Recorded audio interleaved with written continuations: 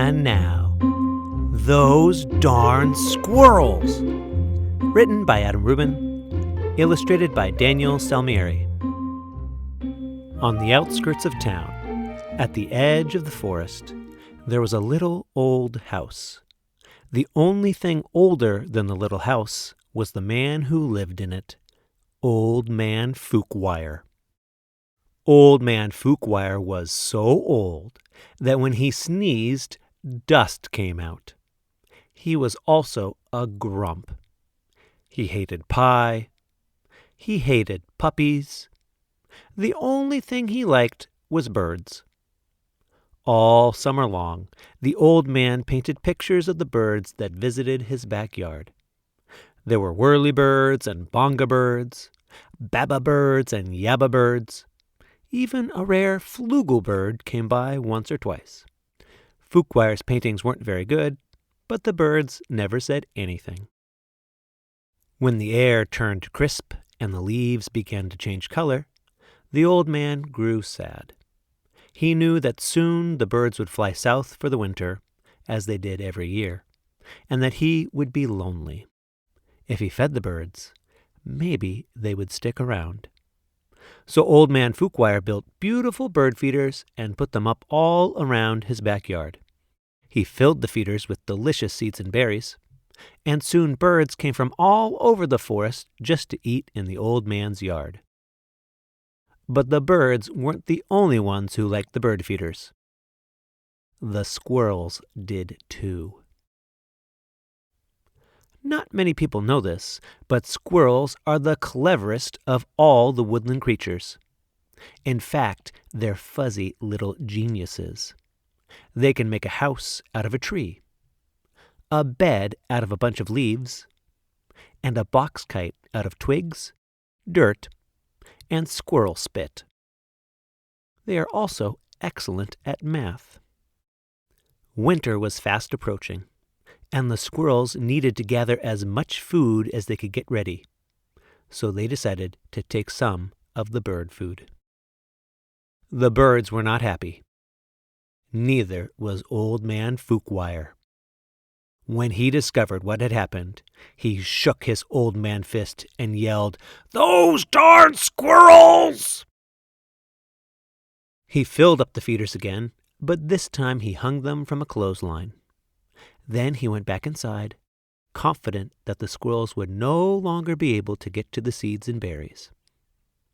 But the squirrels were determined. They devised a plan, and this time they took all the food from the bird feeders. The birds were furious. "Humph! Humph! Humph!" yelled a bonga bird. "Those darn squirrels!" yelled Old Man Fookwire. "Yum," said the squirrels. Now it was Old Man Fookwire's turn to devise a plan. He went to the general store to get supplies. He bought lasers and clamps. He bought wires and springs. He bought all sorts of tools and built a veritable fortress around his bird feeders. Then he refilled them very carefully. "Na na na na na na," snorted the flugelbird. The squirrels stayed up all night working out their strategy.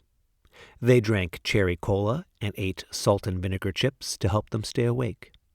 Finally, they had it, the perfect plan. They put on their tiny helmets and prepared to launch themselves into the air, over the fence, between the lasers, and onto the bird feeders. The first squirrel misfired and hit a tree. The second squirrel went too high and landed in a bucket. The third squirrel sailed clear over the house. The birds laughed and laughed. They each had one last delicious mouthful of seeds and berries from the old man's feeders. Then they flew south for the winter, just as they did every year. "Poof!" said the flugelbird. After the birds left, Old Man Fookwire was lonely, just as he was every year. He fixed himself some cottage cheese and pepper, his favorite snack, but he was still lonely. When he looked out the window, the squirrels could tell that he wasn't happy. "Go away!" shouted the old man. "I don't like you squirrels!" The squirrels held a meeting deep inside a large tree. They decided to give the old man a present to make up for taking the seeds and berries. Now, not many people know this, but squirrels are not only fuzzy little geniuses, they also collect just about anything they find on the ground. These squirrels had a vast stockpile of spectacular junk to choose from. But what would Fookwire like? Bottle caps? Popsicle sticks? Postage stamps? Finally, they had it. The perfect gift.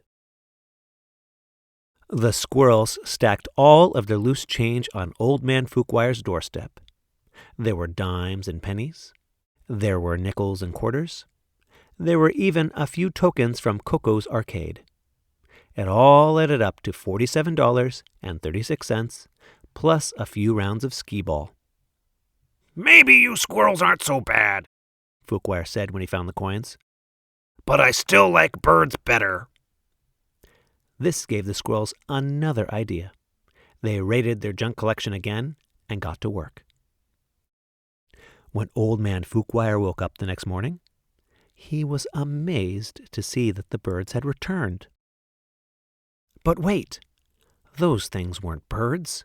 They were squirrels in disguise. "Great googly moogly," said Old Man Fookwire. "This will make quite a painting." He ran outside and took down the lasers and the wires and the spring-loaded trapeze. He turned all the bird feeders into squirrel feeders. Then he painted till his brush ran out of bristles. The squirrels were so overjoyed they had a party in Old Man Fookwire's house. "Those darn squirrels," said Fookwire, and he shook his old man fist and smiled.